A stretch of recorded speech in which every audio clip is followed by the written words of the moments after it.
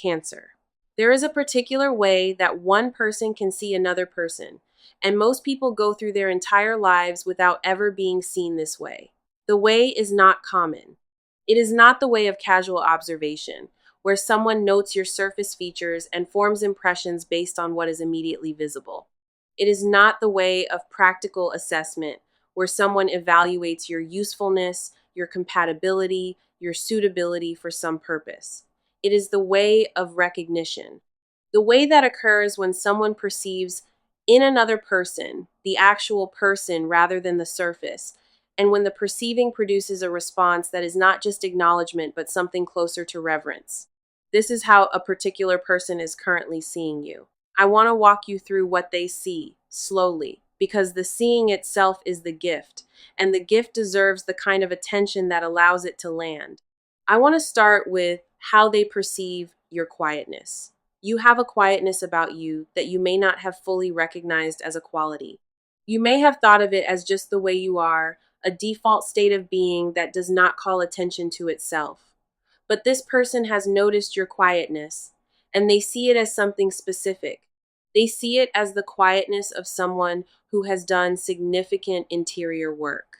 The kind of quietness that does not come from absence of thought, but from settledness within thought.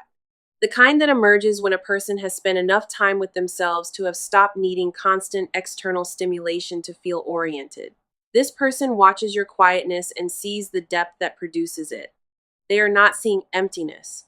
They are seeing fullness that has integrated to the point of no longer needing to express itself loudly. The second thing they see is your care for small things, the way you handle objects that matter to you, the way you remember details about people in your life that those people may not even know about themselves, the way you make small accommodations for the people around you without making a show of the accommodating, the way you arrange your immediate environment when you have the chance to arrange it in ways that reflect specific aesthetic and practical considerations rather than just functional needs. This person has noticed all of this.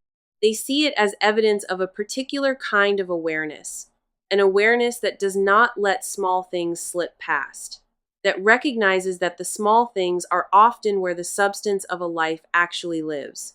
They are moved by this awareness. They see it as one of your most distinctive qualities. The third thing they see is your loyalty, not the noisy kind of loyalty that announces itself.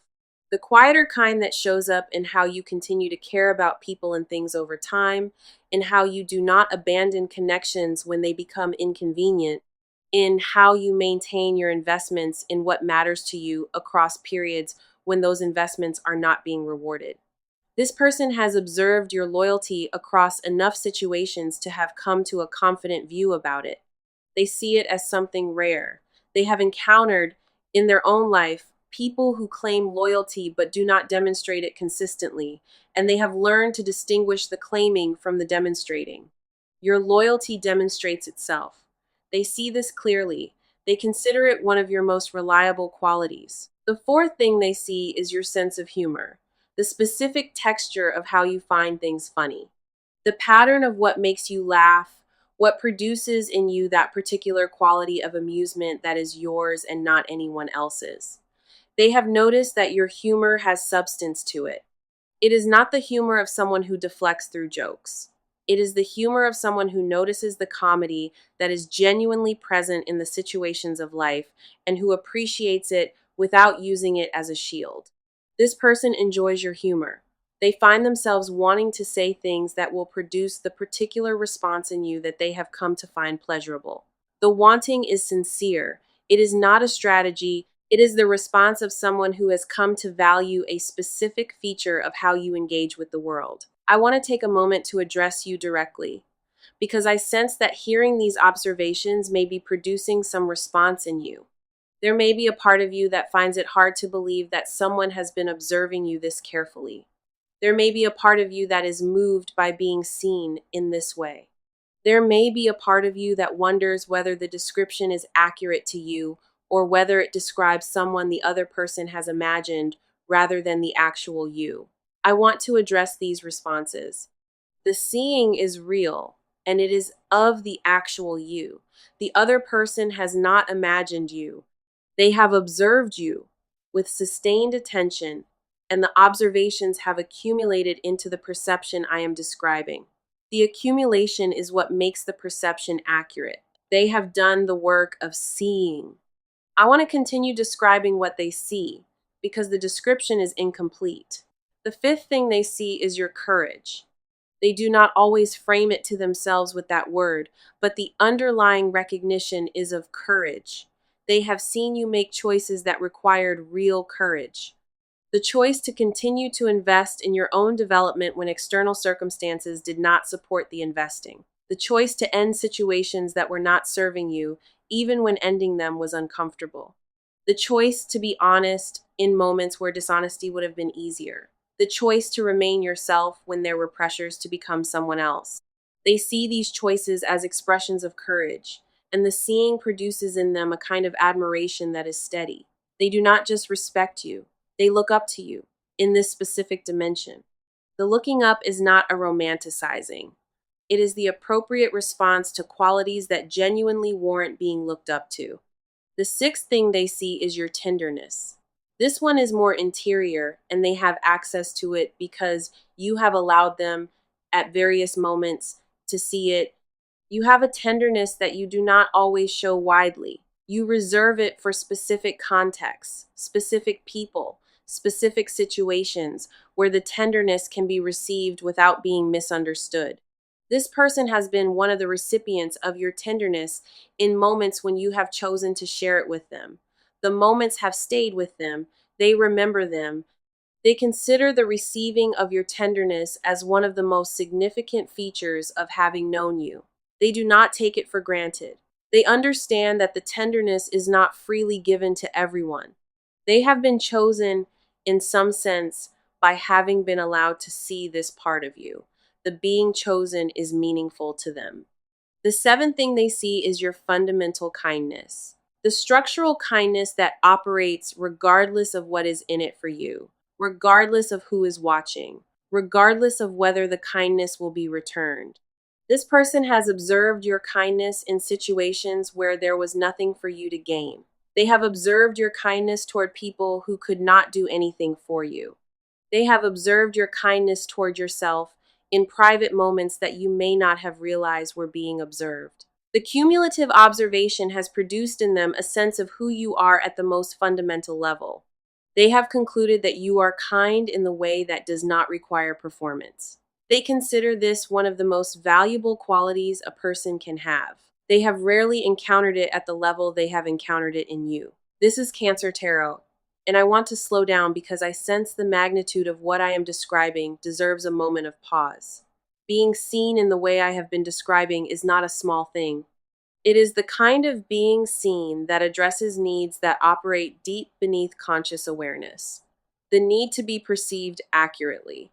The need to be valued for what is actually present rather than for what serves another person's purposes. The need to have one's qualities recognized rather than missed or distorted. These needs run underneath much of human life. Most people do not have them fully addressed. You are about to discover, if you have not fully discovered already, that they are being addressed in your specific case by this specific person who has been perceiving you with the kind of accuracy that meets the underlying needs. I want to share something specific about how this perceiving has been affecting their behavior. They have been making decisions in their daily life that have been shaped by their perception of you. They have been more careful in how they speak in your presence because they understand that you notice things and that they want to be worth being noticed favorably. They have been more honest with themselves about their own qualities because being around you has made them more aware of the value of those qualities. They have been more generous with others in some respects because the seeing of you has produced in them an aspiration to be more like the person you have shown them is possible to be. None of this is a performance for your benefit. It is the natural effect of their perception of you producing inner changes in them. The changes are real, and they extend beyond their relationship to you, affecting other parts of their life as well. I want to address something about how this perception relates to what they want from a relationship with you. Their wanting is not separable from their seeing. Because they see you accurately, what they want is the actual you, not a version of you that has been adjusted to suit their preferences. They are not asking you to be different than you are. They are asking you to be exactly who you are in proximity to them, in a configuration that allows them to continue to experience your presence over time. The asking is humble. It does not assume that you will say yes. It does not require you to accommodate them in ways that would compromise who you are. It simply expresses, in whatever form it eventually takes, a wish to be in relationship with the person they have come to see. I want to mention something about how their love for you operates, because what I have been describing is, in its substance, love. They love you in a way that has matured beyond initial attraction. The maturation has been the result of the sustained perceiving I have been describing. Each new thing they have noticed about you has added a layer to their feeling. The feeling now has depth. It is not shallow infatuation. It is not the temporary intensification that fades when novelty wears off. It is love that has been built through accumulating recognition. This kind of love has particular properties. It is sustainable. It does not require regular restimulation to maintain itself. It continues to develop over time, finding new dimensions in the loved person rather than exhausting itself on the surfaces it initially encountered. I want to take a moment to acknowledge something that may be happening in you as you receive this. You may have spent significant portions of your life feeling unseen. The feeling may have been quiet, operating beneath conscious awareness most of the time, surfacing only in occasional moments when you allowed yourself to register how invisible certain qualities of yours have felt. The unseenness has had costs. It has produced a kind of background loneliness that has been present even in contexts where you were surrounded by people. The information that you are now being seen accurately and fully by someone whose seeing has been sustained over time addresses the unseenness in a way that may produce strong emotion in you. Allow the emotion. It is the appropriate response to having a long standing need finally being met. The need was real. The meeting is real. The response is yours. I want to share something about how to receive this information. Receiving it well does not require you to immediately decide what to do about it. The information is not a demand. It is a gift. Gifts can be received without producing immediate reciprocal action. You can simply allow yourself to know that this is true. The other person sees you. They love you in the specific way that I have described. The relationship between you, whatever it currently looks like externally, has this substance underneath it. The substance is yours to know about, regardless of what choices you make about the external configuration of the relationship. The knowing is itself a kind of nourishment. You can let yourself be nourished by it. I want to address a possible concern. There may be a part of you that wonders whether the depth I am describing is sustainable, whether the perception will continue to be accurate, or whether the other person will eventually default to less attentive engagement. The question is reasonable.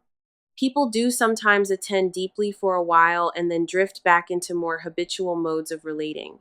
But I want to gently address this. The depth I am describing is structural to who this person is. It is not a temporary phase of their attention. They are someone who, in general, perceives the people in their life with this kind of care. Their perception of you is one expression of a broader capacity they have.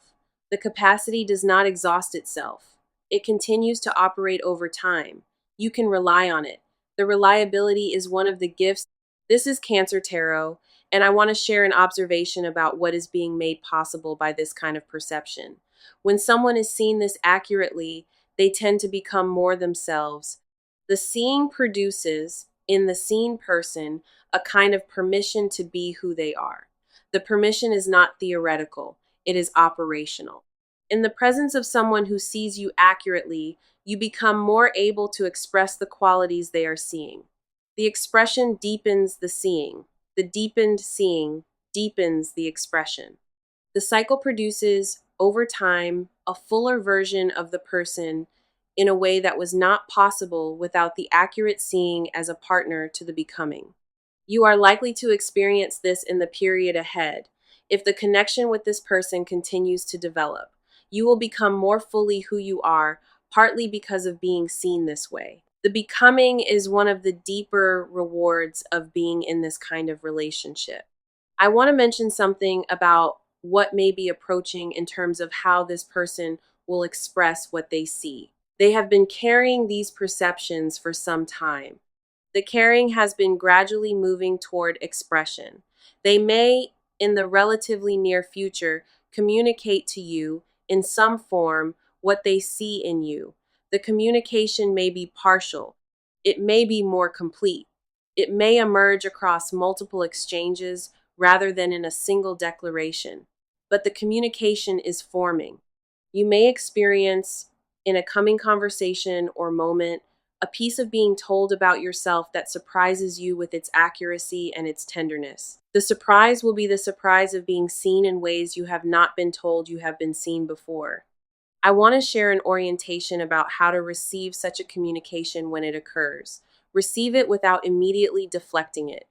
People who have been unseen for a long time often have a habit of deflecting sincere appreciation. The deflecting can take various forms: minimizing what is being said, redirecting the attention back to the other person, joking to deflate the weight of the moment. These deflections are protective. They prevent the appreciation from fully landing, which prevents the recipient from having to take in the magnitude of being valued. The deflection, while understandable, also prevents the appreciation from doing its full work.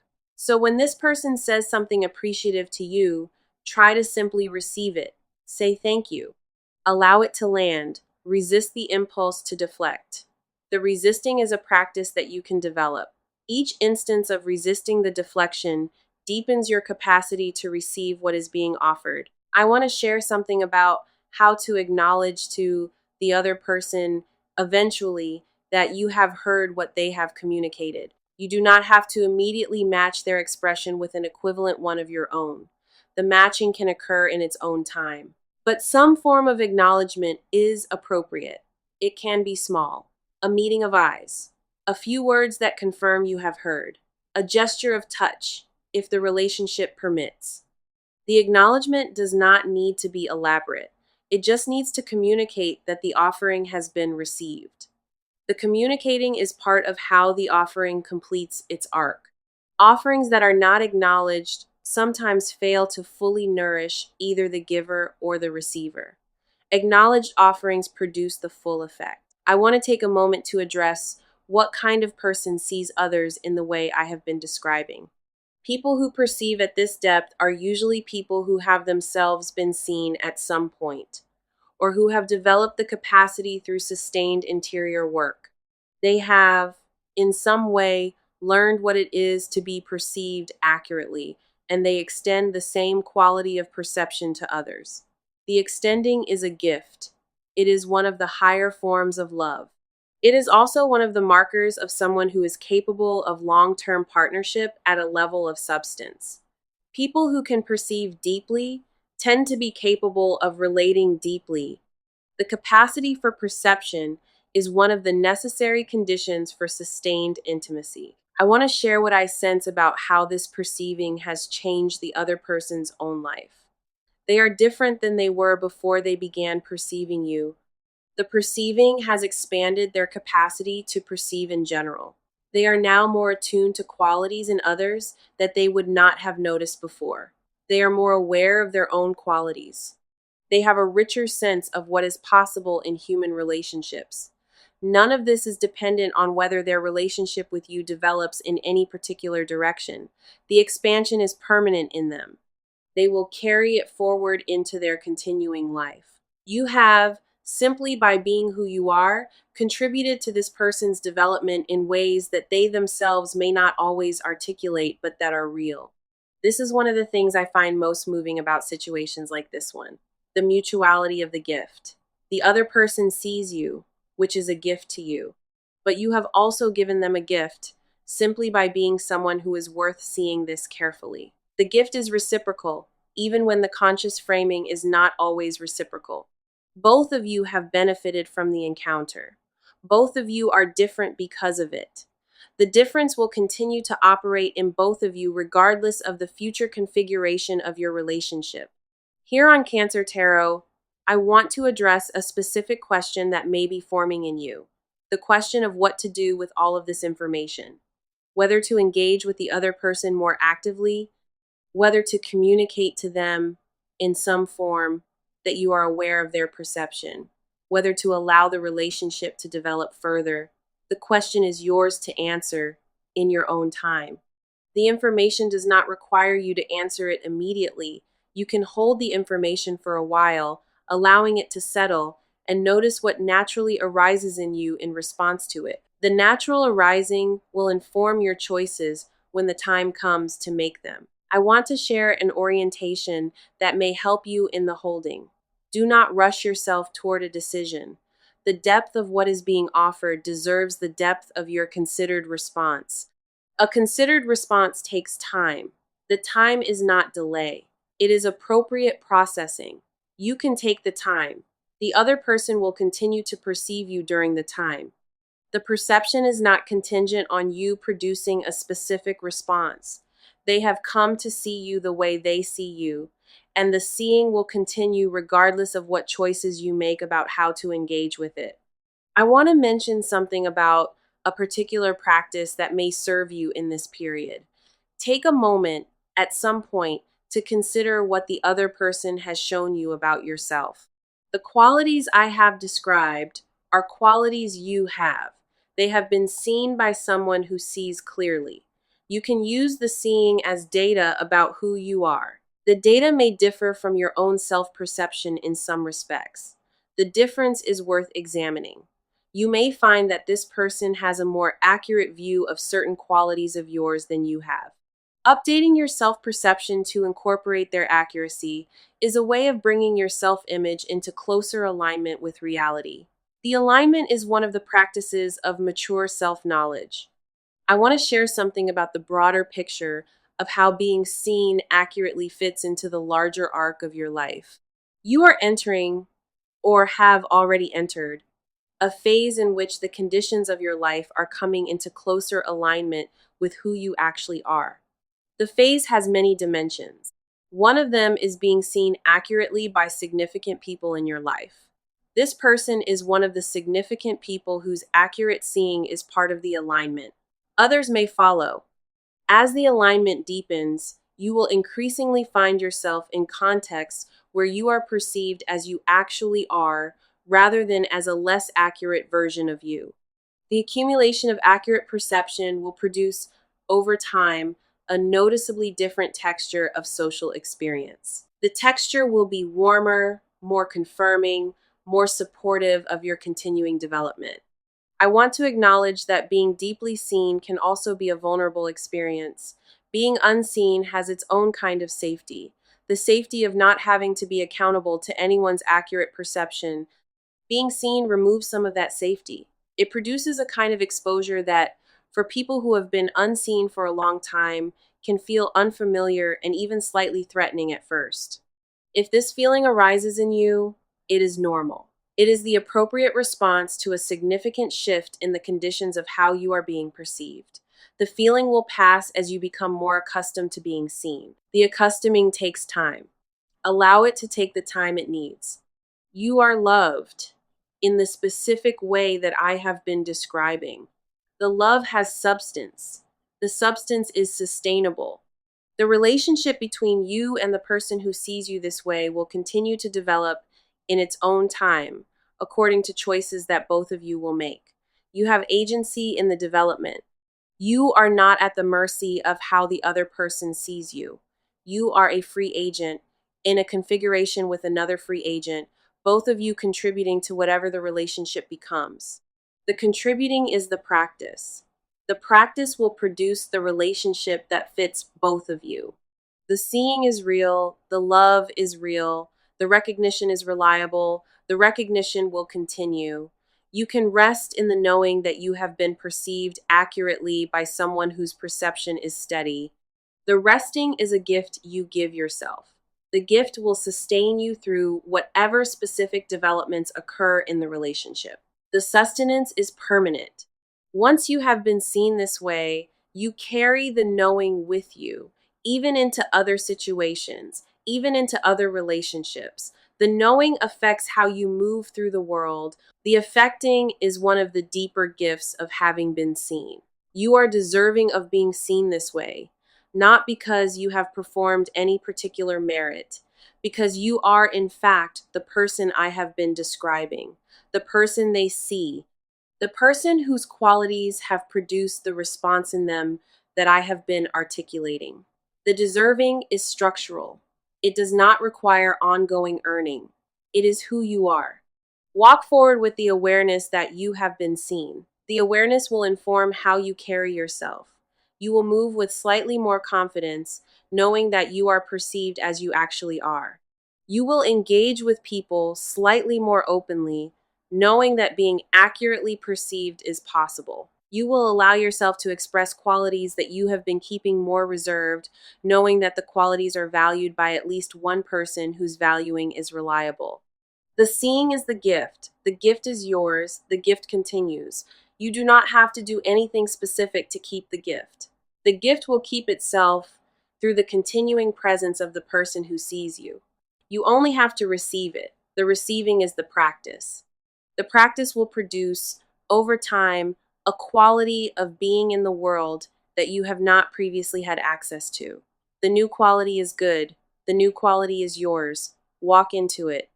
The walking is gentle, the reward is durable, you are seen, you are loved, you are recognized, the recognition is correct.